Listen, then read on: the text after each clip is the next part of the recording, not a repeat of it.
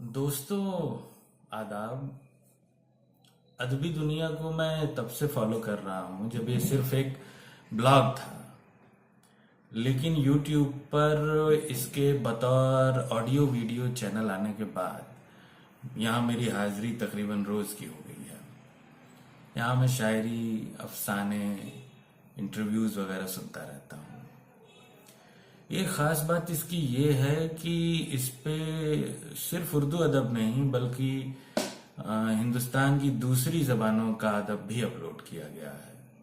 हिंदी, पंजाबी, बंगाली अदब का तर्जुमा भी यहाँ देखा सुना जा सकता है।